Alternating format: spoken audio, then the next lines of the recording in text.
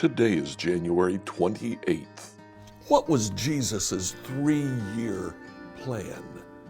Let's find out together as we read the early chapters of the synoptic gospels.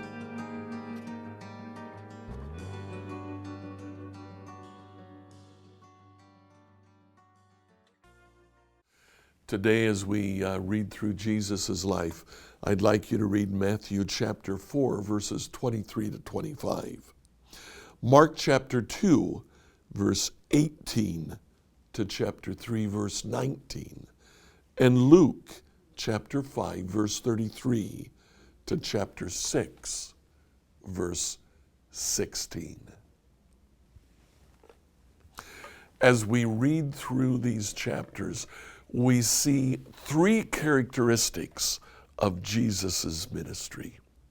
Now, it's repeated time and time again. I'll tell you what it is, and then we're going to look at one paragraph in particular. Jesus' ministry was characterized by teaching. Jesus spent a significant amount of time teaching. He taught his disciples, but he also taught the crowds. Jesus also spent a significant amount of time healing. Now, I don't know exactly why, but we seem to see a huge amount of Jesus' time spent healing those who were ill. And then thirdly, Jesus spent quite a bit of time confronting the religious leaders of his day. What they were doing was inappropriate. What they were doing was off base, and Jesus wanted to correct that. Now, if you look with me at Luke chapter 6, we're going to begin to read verse 6. On another Sabbath day, a man with a deformed right hand was in the synagogue while Jesus was teaching. There's the first element. Jesus is in the synagogue teaching. The teachers of religious law and the Pharisees watched Jesus closely. If he healed the man's hand, they planned to accuse him of working on the Sabbath. But Jesus knew their thoughts. He said to the man with the deformed hand, "Come and stand in front of everyone." So the man came forward.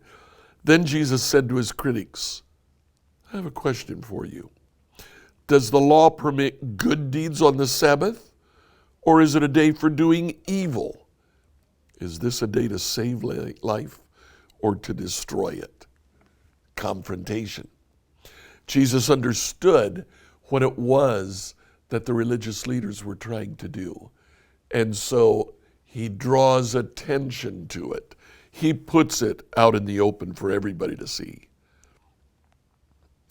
He looked around at them one by one and he said to the man, "Hold out your hand." The man held out his hand and it was restored. Healing. At this, the enemies of Jesus were wild with rage. They began to discuss what to do with him. Teaching, healing, confrontation. But these three things are secondary to his main plan. Verse 12. One day soon afterward, Jesus went up on a mountain to pray, and he prayed to God all night. At daybreak, he called together all of his disciples, and he chose 12. Jesus' main plan, his 3-year plan, his master plan, his business plan, his pro forma, everything revolved around 12 disciples. Jesus poured himself into 12 men for 3 years.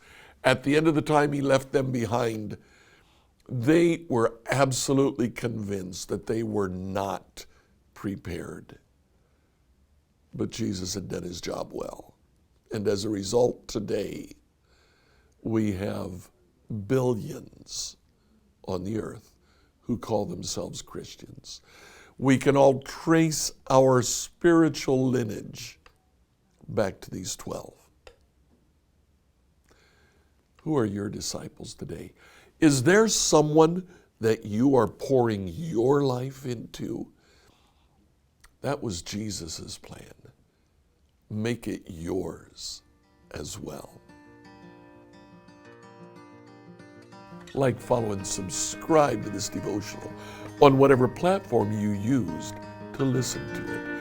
Email your questions to us at questions@becomehope.com. We'll see you in church on Sunday.